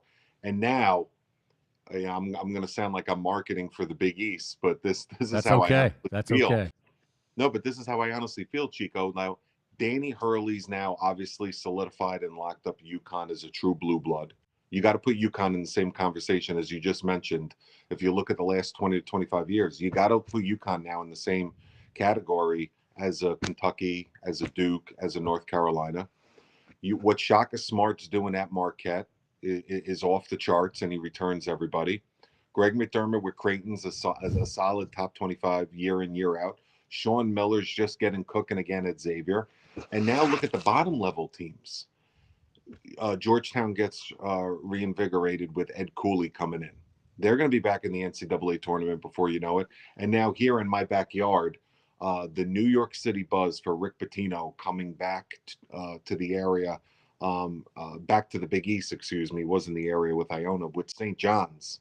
And the way the stuff I'm hearing from the coaching staff about the lineup that they could put around all league guy Joel Soriano with the portal and transfers that want to come down to New York and play for Pitino. I mean, it is really scary. I mean, they have a chance to put 5, 6, 7 teams in the dance next year. Let me we'll get back to the matchup tonight in just a second, but you mentioned St. John's, you mentioned Rick Pitino, and again, I know you're a New York guy through and through, and one of the things that, you know, I'm sure most basketball fans realize, but maybe the average fan doesn't, is like in New York, there's not only incredible talent there, but like they love their basketball. And it's not just the New York Knicks, right? I mean, there's a lot of talent there, and there's a lot of great players, and fans love it. But like St. John's, like I remember as a kid, you and I might be around the same age. I don't want to date you and throw you into my lump yourself in with me, but I'm in my mid-40s, and like Chris Mullen and Louis Carnesecca, and you know, all like those were great teams. The Big East was a power. And do you think Rick Pitino, I mean, he's very good now, a new age of college athletics and whatnot. Do you think Rick Pitino can kind of get that spark back with the Johnnies and just basketball in your backyard, as you say, in New York? I don't think there's any doubt of it. I think that Rick Pitino is one of the, top 3 or 4 guys to ever coach the sport. The best 3 coaches I've ever seen live and learned the most from observing, I say all the time, is Bob Hurley Sr., Danny Hurley's dad at St. Anthony's, Larry Brown, and Rick Pitino. Watching those guys in practice, I mean, you could have filled 10 notebooks. And you look at his coaching tree, who he's developed from Billy Donovan on down. And listen, when it comes to books and videos and being innovative in the game, half the nation, Chico, is using some of his drills or plays in their programs now in college basketball. So you're looking at one of the godfathers of the sport, 7 Final Fours at 3 different schools, multiple national championships. If he never leaves Kentucky, I think he has 1,100 wins, and he's the all-time. I'm not even joking, because obviously we know he went off to the Celtics, the Knicks, and Louisville and stuff. But listen, I do some radio for St. John's in the metropolitan area. I remember 5, 6, 7, 8 years ago with Steve Lavin, Chris Mullen as head coach. Yep. I mean, sellouts at the Garden, 19, 20,000 sellouts. And St. John's was like an NIT team that year. So if you're talking about he could get this thing rolling and make them an NCAA tournament team again and make them competitive and, dare I say, crack the top 25 in year 1 or 2, I can imagine the buzz. Chico, I was at the press conference at Madison Square Garden, and I was talking to other New York City, reporters and sports, and they were like, oh my God, like I knew this would be a big press conference, but this is like, this is the amount of cameras that were like when Derek Jeter retired. So, I mean, the buzz at Madison Square Garden that day and the buzz on campus now, and the NIL money with Wall Street guys and donors you're hearing and fans and boosters wanting to come out of the woodwork, it's going to be fun to follow. A few more minutes with college basketball analyst Vin Parise. Follow him on Twitter at Vin Parise. That's Parise. All right, back to this matchup. If San Diego State, not that I'm somebody that really gets into this, but I look at the line. First, people were saying like maybe 5, 5.5, and I'm like, ooh, UConn. I'd take that all day. I think now it's 7. It might be. I haven't seen if it's moved or not, but I feel like in San Diego State, they've had a great year. They're extremely physical. They play good defense, all things you know. But can they score? The thing about Connecticut is they do everything well. So I feel like Matt Bradley's going to have to shoot the lights out again, and that's not exactly an easy task with Andre Jackson, who people, it's Sonogo and it's these other guys, but oh wow, a guy like Andre Jackson has been incredible for UConn. What is the formula for San Diego State to pull off the upset tonight? Yeah, well, first thing, the first thing that I think San Diego State has going for them is they're the best defensive transition team that I've seen in a long time. I mean, it is almost impossible to get fast break buckets and runouts against them. And I don't think enough analysts talk about that with Dutcher. So I don't think you're going to see UConn get easy ones. I think UConn's going to play more of a half court game. I'd be surprised if it's a high scoring first half. I think San Diego State's going to make them play a half court game. And then San Diego State has to use what's gotten them here. And then that's rugged, tough defense. I mean, what they did to Creighton defensively is remarkable. And, they're older than 3 or 4 NBA teams. They're rugged. They look like NFL guys. They bump every cutter. They check every cross screen. They borderline hand check on the perimeter. It's that old John Thompson Sr. rule from the old Georgetown days, physicality. If you foul every possession, the refs can't call a foul every possession. And they just commit to it, and they attack the backboards, and they're so rugged. And the other thing, I think they could handle, I don't want to say handle easily, but I mean, I think they could bang with Sonogo in the paint and on the boards. The trickiness is going to be how they play the perimeter, because if it's not Jordan Hawkins or Tristan Newman attacking you on the wings, and obviously Jordan Hawkins is an elite catch and shoot guy, reminds me of like Rip Hamilton and Reggie Miller combined. But then you have Andre Jackson. He comes into the Final Four, 31 assists, 6 turnovers as a true point forward. A lot of guys, coaches say they have point forwards. Andre Jackson's a point forward. And then when Danny starts going to the bench and he brings in 7'2" clinging and all this, and Sonogo's passing. This is where Danny Hurley's coaching and player development's off the charts, like his father, because his father developed, he developed a lottery pick in Bobby, and then obviously a Big East player in Danny, who made the most out of their potential. The passing of Sonogo out of Gonzaga the Gonzaga game out of the double teams was like textbook. So my thing, Chico, is San Diego State can hang with UConn in the paint, in the interior, defensively. I just don't think San Diego State can score enough, because UConn has so many answers. And then this is going to be my last point, is for all the talk about Adama Sonogo, for all the talk about Jordan Hawkins and his shooting, for all the talk about Andre Jackson and the role players and Calcaterra, all these pieces of the puzzle that Danny has offensively, UConn is an elite defensive team. Yeah. UConn defensively can disrupt like any team we've seen in recent times. So if the Huskies cut down the nets, there's going to be a player of the game and all that good stuff. I guarantee you we're going to be talking about UConn's defense. And that's why I have the Huskies pushing through. And I got UConn winning their third championship with a different head coach at the school. Can I run a couple more things by you? You got the time, bud? Yeah. Okay. Real quick, I wanted to ask you, I started the show with this, and I think seemingly every show has been starting with it today. And that is what happened last night in the women's championship. I mean, I understand if people say, you know what, I don't like that, especially at the end of the game. But I felt the criticism for Angel Reese has just been ridiculous. I mean, and again, you coached, you played, you've been around the game your entire life. There's probably a better way to do it, maybe even a better time to do it. That was my big thing. But some of the outrage for her has just been baffling to me. I'm curious your thoughts. My thoughts are, I've seen it a million times. So I'm immune to it from a competitive standpoint, from my days as an assistant coach and then sitting courtside as an analyst. You know how many times I've seen these things and the cameras miss it and we go to break and then the fans never see it at home on TV? I mean, some people see it in the first few rows. What this escalated, this turned into the perfect shot by the cameraman, slow-mo, side by side. And this is all generated by social media. I mean, I think this is going to be one of those things that in 24 hours or once the game starts tonight, no one's going to be talking about anymore. I think we need to remember that, these gals from both of these teams did an unbelievable thing for women's basketball this week.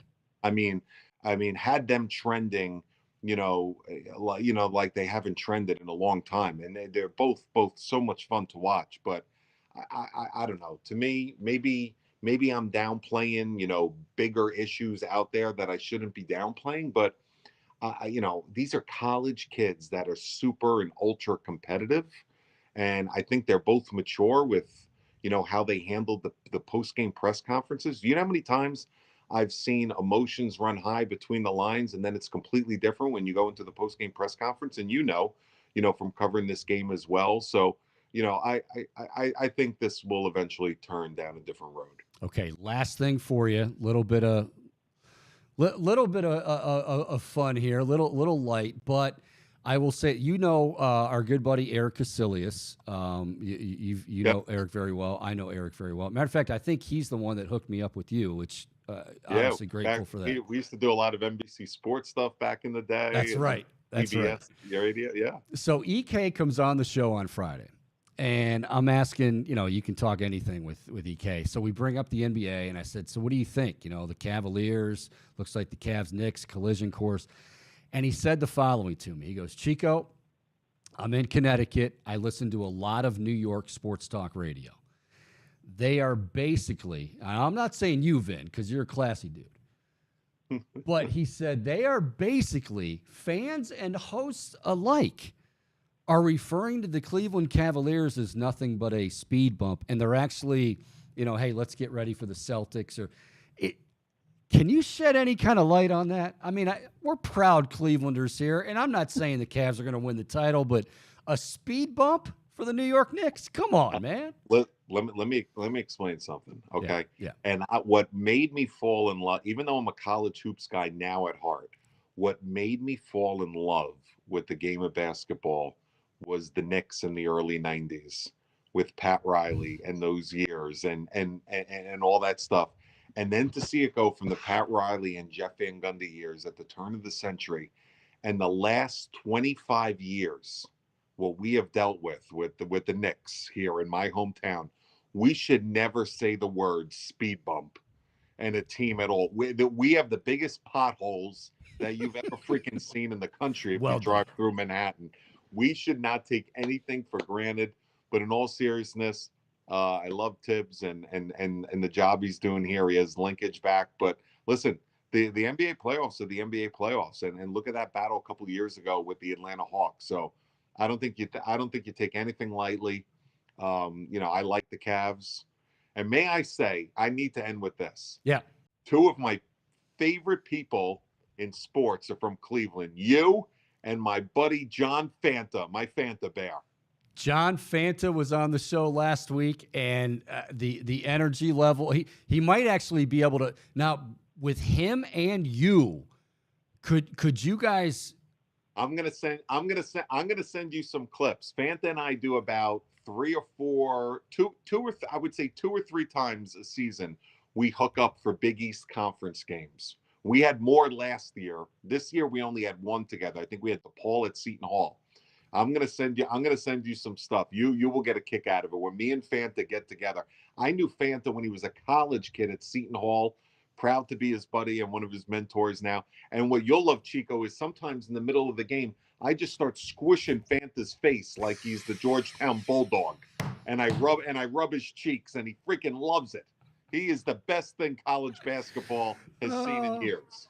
Well, maybe you guys could double team Raftery and get him on the show. Let's work on that. One of the best ever. Hey, Vin, I absolutely, man, it's such a pleasure catching up with you as always. And by the way, good work with this new Row Parks, focusing on play health, environmental stewardship, conservation. I didn't know you were part of that. Thank you. No, it's met my wife in New Rochelle when I was coaching at Iona, and she was working at the school, and we're raising our 3 boys here, and nothing like New Rochelle, and we live about 50 yards behind the gym where Rick Pitino was coaching his home games this past year. So we love it, and nothing better than sports kids in New Rochelle.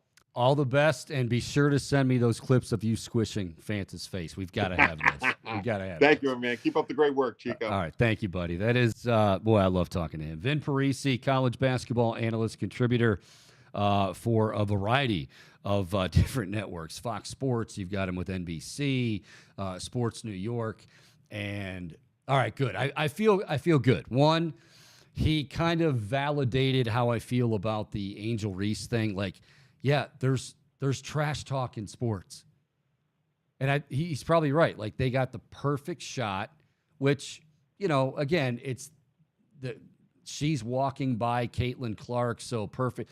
And, and I don't blame the cameraman at all. I mean, that's exactly what he's supposed to do.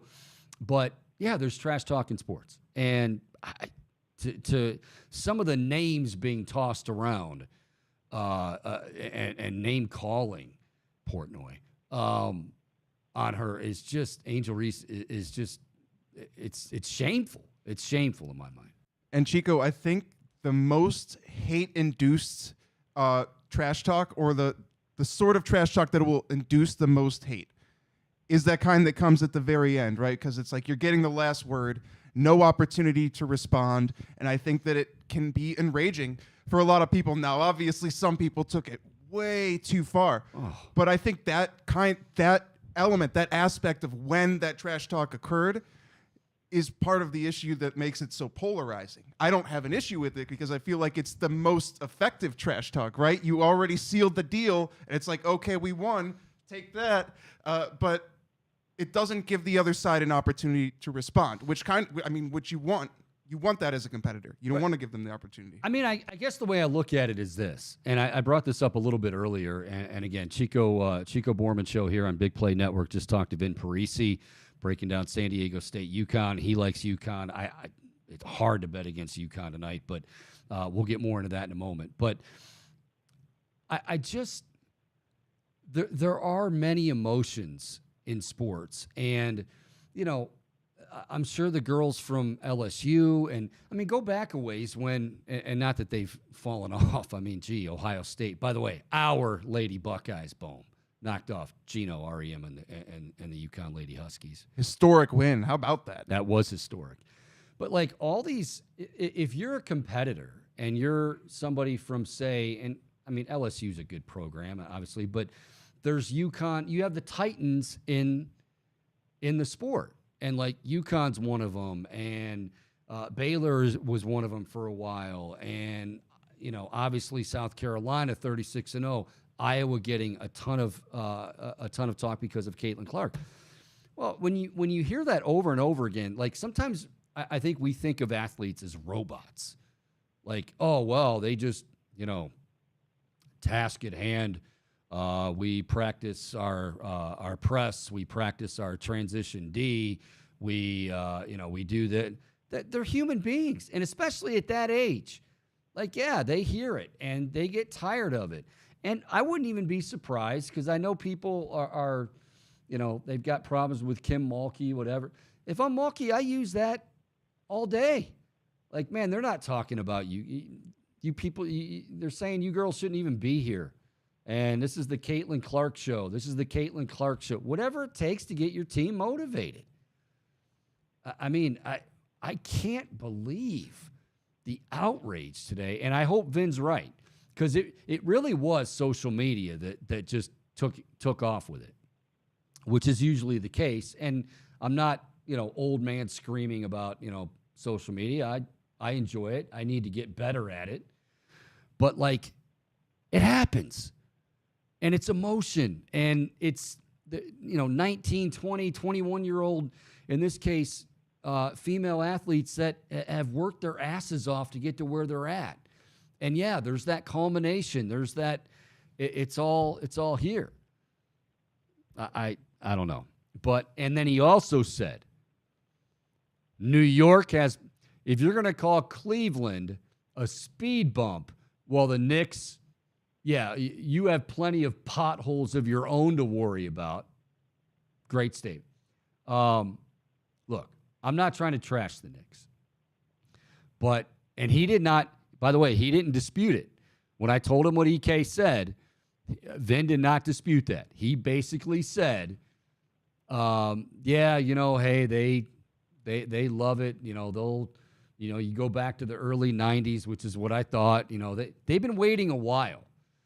And I know, it's easy to say here in Cleveland, like, oh, those poor New York fans, they've been waiting for, give me a break. You've got the Yankees and you've got, the Knicks, who it was that long ago that they were any good. But you've had it pretty good. You've had it very good for a while. And you always will. So the idea that, like, oh, poor New York Knicks fans, they haven't. But don't take shots at us. Don't take shots at the Cavs. That's disrespectful. Now, I'm not saying the Knicks did. We haven't heard Tibbs. We haven't heard Julius Randle, Jalen Brunson, any of those guys say it. But fans and talk show hosts in New York, let's go. Let's get Portnoy and Francesa. I don't even know if he's still doing it. Yeah, we got to, come on, speed bumps. All right, we're going to take a little speed bump here, and we'll transition. We come back. I want to get back into some baseball. Guardians, a huge opening series. Okay, opening day didn't go as planned, but damn it, they rebounded in a big way, and one guy in particular, hint, had a lot to say about that. We'll talk about the Guardians getting ready for the Oakland A's, a 3-game series before returning for the home opener Friday against those same Seattle Mariners. It is the Chico Bormann Show. More to come right here on the Big Play Network.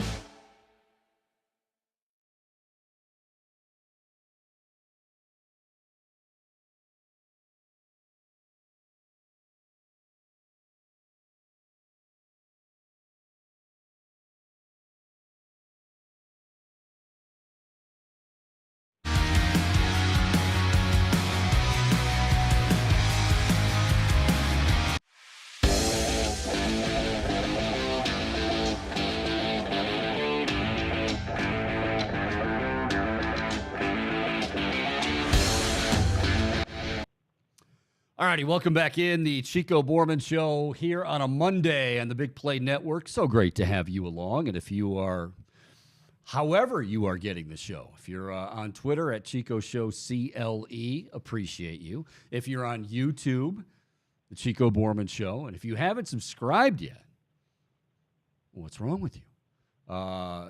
Click that in the old search bar, Chico Bormann Show, and subscribe, and you will be ready to go, set to go each and every day. We go live 1 to 3, and talking a lot of Cleveland sports. We go, we will drift off occasionally, like we have today, when it comes to what took place at the in the women's championship and the women's Final Four over the weekend. And if you have any reaction, certainly that's most important. Want to hear from you as well. 216-626-7901. Again, 216-626-7901. You can also find me on Twitter at Big Play Chico. All right, so the Guardians will be taking on the Oakland A's tonight, start of a 3-game series. And I cannot say enough. You know, a lot of guys, you know, when you win 3 out of 4 and whatever, it's, you know, it's a team sport. But to me, the highlight of the weekend, and maybe you have another one, Andres Jimenez is probably right up there too. After signing that deal, goes deep, makes a ridiculous web gem as well at second base. But Aaron Savali, I think, doing what he did on Saturday, not just to quell the concerns and, you know, they're not complete. Oh, well, he's fine. He's back to. But that was a hell of a start, literally and figuratively, getting and going in the right direction for him. He struggled last year, you know, had plenty of injuries and just never seemed to get on track. And, you know, as I said earlier in the show, when you have that happen, it is just normal. Our eyeballs and our ears are going to be tuned into, okay, how did he do in spring training? Well, he struggled. Now, you know, spring training, when things are going well, you say, whatever. He's just, you know, getting his arm loosened up. When it goes poorly and you're coming off a bad year, then it's, oh, man, you know, he's just not right. He looked sharp as a tack on Saturday night. 2 hits. To a lineup, like I said, is very, very good, very, very dangerous. He was in control. I mean, everything. Like, that was vintage Aaron Savali. And you say, well, you know, vintage Aaron, he's had his moments. You know, a couple years ago, 2021, I think it was, you know, that is a guy that when he's on and he's got that great, he is that makeup guy that the Guardians go and they seek out, whether it be in the draft or, you know, trades, whatever. Just very stoic. You can't tell if he's leading by 8 or he's down by 8 or whatever, or he's having a horrible. He's just that same stoic guy. But man, did he pitch well. And yeah, I don't have to remind you people that this comes at a time when Tristan McKenzie is going to be on the shelf, and it might be another 6 weeks for him. And to your point, Chico, and also to Savali's credit, last week when we had Brett Boone on, and you asked for his thoughts on the Mariners, he said something along the lines of the first year that he could actually feel excited about this team and their potential for the course of a season. And so that's just a testament to Savali's strong start, which I think has to be just early on. You know, we've only played 4 games, but that has to be the most pleasant surprise thus far.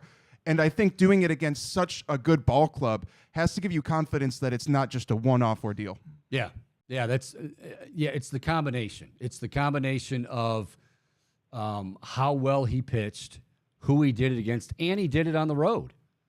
I mean, you know, that's a tough way to start, and you're looking to, you know, your team lost on Thursday, you rebounded on Friday, but you're looking to keep that momentum. And, I don't want to – it's a 4-game series when you have 162 games to play. But if you drop that one on Saturday, all of a sudden you lose momentum that you had on Friday from the win. So it was absolutely huge. They get the W last night, have to go to extras. Another big performance. How about Mike Zunino? Now, speaking of injuries, he's had, a whole bunch. He's a guy that, obviously used to be in Seattle and Tampa Bay. He's got some pop.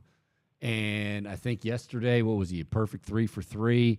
He can call the game. It's just a matter of how well can he hold up this year. That's going to be a huge question mark. There's just no getting around it. But I think Zunino was another one that you say, good performances this weekend, sure, but really encouraging performances. The way he played and certainly the way Aaron Savali pitched. And then Emmanuel Clase. Like, the only way you can use that guy 3 days in a row is if he goes out and throws 9 pitches. So he'll throw 9 pitches. Like, he is – I know when Edwin Diaz went down for the Mets, like you said, well, it was 1 and 1A, right? I'd even put him above Edwin Diaz. I mean, Emmanuel Clase – and the thing I love about Clase, and yes, he was the same guy. I was on the air for this. When the Guardians traded Corey Kluber. And now Corey Kluber's beloved here. He always will be beloved here. But I remember people saying, oh, who is this? They traded him for a middle reliever. His stuff, even then, like, the Guardians, you can say different things. I wish they'd spend more money. They scout talent and develop talent as well as anybody in the business. And when they got him, it was, okay, listen, this guy can hit triple digits. He's got a filthy slider. I mean, if he wanted to, boom, he could strike out the side, I think, almost every time out. But he's got no problem pitching to contact. Hey, you know what? I can still get these guys out. I trust my defense behind me, and why wouldn't you? And Andres Jimenez is making plays like he made. But that's what, I'm not going to – I don't have to strike out every guy. He was, man, and so important in that. And Trevor Stephan, obviously another young guy I know they're trying to wrap up. Big contributions this weekend.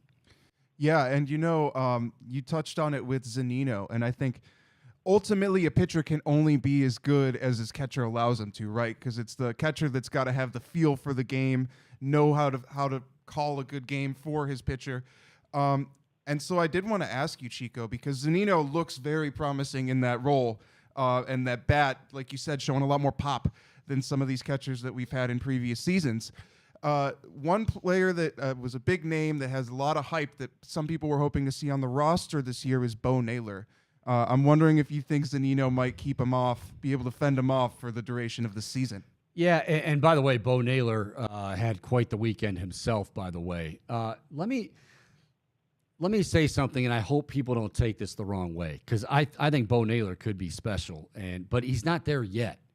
Okay, he's still got to do it at the major league level. And consistently at the major league level. But do you remember when he ended up with Atlanta? Sean Murphy was being courted by. You all right, Bohm? Another gem from the call screener. Oh, okay. Sean Murphy ends up being with Atlanta, but I mean the Guardians were, and I think it was legit. They were looking to. Bring him in. They at least wanted, and I'm sure they did. And I remember people saying at the time, like, why are you signing Sean Murphy? You've got Bo Naylor. Now, we fall in love with prospects, and it doesn't hurt that his brother his brother is Josh and on the squad, and we all love Josh too. And like I said, I think Bo's going to be good. But I just, that was mind-boggling to me. And then now with like Zunino, you're like, well, he'll be able to fend him off. Bo still has a ways to go. All right, Bohm, let's see why you're laughing here. I got it. The Bohemian and talking about I'm not Angel Reese thing in a little bit of cabs. Should we go out to the Bohemian? This is becoming a This is becoming like a bit on the show is what the call screener automated spits out. By the way, if you call the show 216-626-7901, it is an automation. So you don't need to hang up. You don't need to freak out. To the best of your ability, just say, hey, my name's Joe Blow, and I think Chico's wrong about the Guardians, and that's what I want to talk about. But what this translation does that mean it could be the Bostonian? Do we think that it's the Bostonian, Bohm? Calling in to talk about Angel Reese and the little bit of the Cabs. Yeah, this will be interesting. All right, let's go to the phones, and the Bohemian is joining us here on the Chico Bormann Show. Good afternoon, Bohemian. Good afternoon, Chico. Who's this? What's your name? Yeah, so the whole. What? Yeah. You're not the Bohemian, are you, or are you? Well, yes, I am. Oh. It's actually the whimsical Bohemian. Oh, well, I apologize. Whimsical Bohemian. Go ahead. I'm sorry. But the Angel Reese thing, I think this comes down to sportsmanship, really. I mean, you're coming down to the end of the game. It's tournament play, so when you lose, your ticket's punched. It gets emotional, and you've seen that through men's and girls basketball here in March Madness, right? I mean, I've seen guys cry on the court because they're so disappointed that they've lost and their season's coming to an end. So it works, right? and it works the other way too. Yeah, go ahead. Sure. I mean, and I guess it really. It's not just her. I mean, it could be anybody. A player that towards the end of the game runs across the court and mugs. She didn't. Okay, wait a minute. She didn't run across the court and mug. Okay, let's stop. Let's just stop. Okay, you're being an idiot, just like your name is a bit idiotic. I think what you're trying to do is basically say like, well, it's sportsmanship thing. Yeah, I mean, you can say that, but you're basically burying your head in the sand. Like, oh wow. She didn't do anything that was just so outrageously bad. Hindsight, would she do it again, or would you like to see her maybe do it a different way? Okay, maybe. Caitlin Clark did the same stuff. Like, and it's ridiculous. What I was just thinking about, because you mentioned before the caller, we were talking about Bo Naylor and Josh Naylor. Bohemian. Yeah. Hello, I thought that was like a whimsical. typo, like a Siri misread. Hello, Wimmy. But I was thinking about Josh Naylor in regards to this all, because you remember last year in the playoff series when And he I ended hated it with that. the Rock the Baby? That I hated. I'll be Yeah. the first to say. Yeah, but I think like it was still polarizing, but it didn't even evoke this level of hatred from people outside of maybe the specifically like Yes. the New York crowd. Yeah, and nothing against. I thought it was way over the top. Now, if he, But it's not unfair. if that's what he, yeah, I mean, if that could have went a variety of ways. Like that was, I mean, they're showing somebody up and they're showing somebody up, at least in terms of a baseball game, and that was about as, crazy as it gets. I like Josh, but that's just my opinion. This though, like, again, was it the classiest thing to do? No, it wasn't, obviously. But to be calling her a classless piece of shit, like guys like Dave Portnoy have said, and Keith Olbermann and others on social media, and that's where it's at, social media. Now, again, there are some people, maybe even the Bohemian Rhapsody dude feels the same way, that they feel like, well, if we can, if I get on Twitter and I can really get people riled up with this, but if you're doing it for clicks, like, I'm sorry, you're a loser. Like, you just are. I don't know, Dave. Barstool, pretty solid site, and they do nice work and whatever, but I don't know Dave from Adam, okay? But if you're doing this to get clicks, you're a loser, and if you feel this way, legitimately feel this way, you've got some kind of trigger that you need to address with somebody that's a professional. Because I'm sorry, it was not that egregious.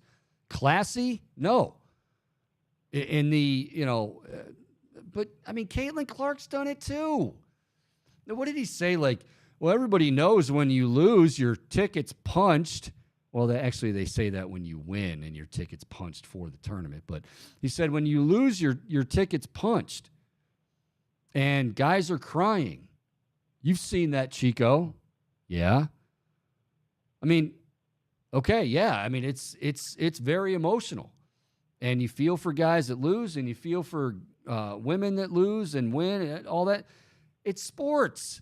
God, I mean, we got to stop with it. It's sports. Yes, there can be more sportsmanship, but that did not rise to the level of being somebody calling her a classless piece of shit. That's stupid. Absolutely stupid. Now, if they were to ever rematch and Caitlin Clark was to go off, everyone's going to attribute it to that one moment. But I don't think that makes it any... Well, if she goes off, she'll go off because she's just ridiculously talented and very, very good. Sure. But she's going to be back next year. That's even scarier. Like, she's back next year. Do we know if Angel Reese will be back? Angel Reese, I think. I could be wrong. I think she graduated. And, she didn't have the best game, like her normal game. But, I mean, she's a great player in her own right. She's not Caitlin Clark. But I think a lot of this is where you've got to – it's more than just, oh, well, that wasn't the sport. She's probably hearing – they're all probably hearing Caitlin Clark, Caitlin Clark, Caitlin Clark, just like they heard before Caitlin Clark, well, it's South Carolina, and they're the juggernaut. They're the Titan. Nobody can beat them. They're 36-0. I mean, all I heard from folks that do follow women's basketball, and, yeah, it's okay. You can be wrong. We all are wrong, was that Caitlin Clark is great.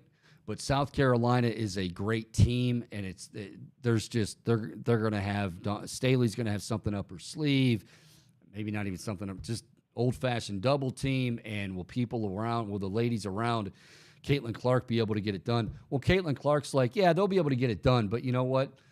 No need for anybody to go too crazy because I'm still going to get my 40 plus. Well, what she did is why we love sports. She put herself at another level, a level that we didn't even know she was capable, because there's really no other level to go to or go for Caitlin Clark. She did that on the weekend. But again, she is somebody that does it herself with the John Cena thing, or you can't. What is that about, by the way? Like you can't see me. Do you want to see me? You can't see me. You can't see me. You can't see me. Like, I don't get it, Boom. Help me. I'm not woke. I don't know like what the kids say and what it means and all that stuff.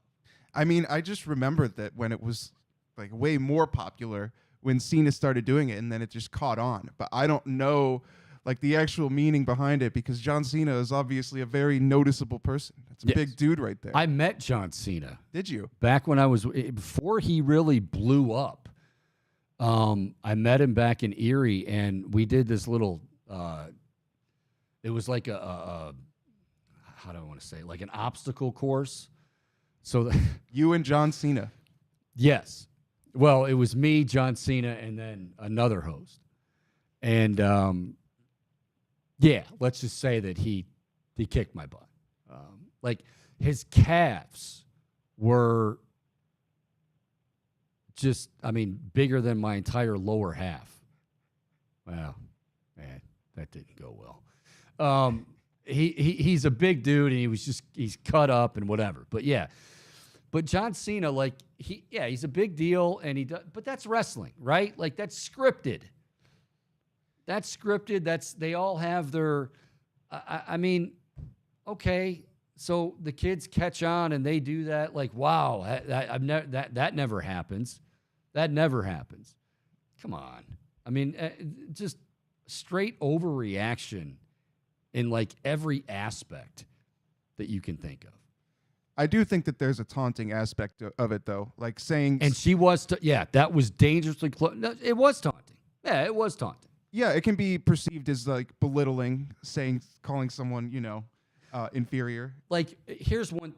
When you do, and they say this a lot, whether it's college, whether it's pro, if you're doing something at somebody, like that's the big thing when they enforce taunting. Like if you're singling somebody out, and Angel Reese singled her out.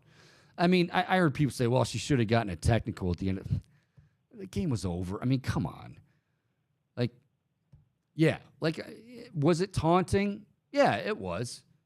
But I don't think it's reason to just, make her out to be this, I don't know, somebody in the FBI most wanted list, for Christ's sake. It's not that bad. But people on Twitter and social media just absolutely ran with that. This is not evidence that she's going to hell. This does not make her a bad person. She's just ultra competitive. There's nothing wrong with that. Very well said, Bohm. Very well said. By the way, speaking of wrestling, was there like WrestleMania this weekend? I saw a lot of wrestling on my timeline. That's not my area of expertise, Chico. Yeah, it's not mine either. And I'm not, okay, listen. I'm not, people, because it's very popular. People love it. Don't laugh. I'm going to step in it right here. But I always wonder how people can really like get so serious about it when it is, again, scripted. Scripted well, you know what I mean? Like, consider it like, wow, that was a great movie. Oh, wow, that was a great, but it's scripted. It's more so an art than a sport, in my opinion. Yeah, I'm going to get killed for this. Make no mistake, I'm going to get absolutely blasted for this because the rest, like, it's kind of like if you say anything about NASCAR, or even if I say, well, hey, I appreciate what they do, how hard it is, but I'm just not a fan, they'll come after you. So I guarantee you I'm gonna take heat. It's not, and the best thing is some of them will be, how do you know it's not scripted? Yeah, it is. Yeah, it is. All right. We're not scripted though. Although I did write a few things down today. Thanks to Vin Parise for joining us, college basketball analyst. Also Aaron Savali, who pitched very well on Saturday. A 2-0 shutout, which they desperately needed, but hopefully he can do that again and again and again, and hopefully Zach Plesac's going to be able to do that as the Guardians take that 3-1 record into Oakland to take on the A's, where the crowd is just free admission to anyone actually alive the last time the Oakland A's won anything. Sad. Harry Doyle. All right, boom. Great work as always. Coming up tomorrow, we are chasing Mitch Lawrence, longtime NBA writer who hails from New York, has covered who? The New York Knicks for many, many years, and we'll get his thoughts on this impending showdown between the Cavaliers and the New York Knicks. Speaking of hoops, though, coming up later tonight, 9 o'clock to be exact, the Reflog Show. They've got one of my favorite sports athletes, one of my favorite sports guys in all of history, Mark Price, the bomber out of Georgia Tech. We love him. You love him. He's gonna be on with the guys tonight and gals. Gab's a part of that, and can't wait to see that. Can't wait to hear that. So we'll talk to you tomorrow at 1 o'clock. Until then, enjoy your Monday evening, everybody. See ya.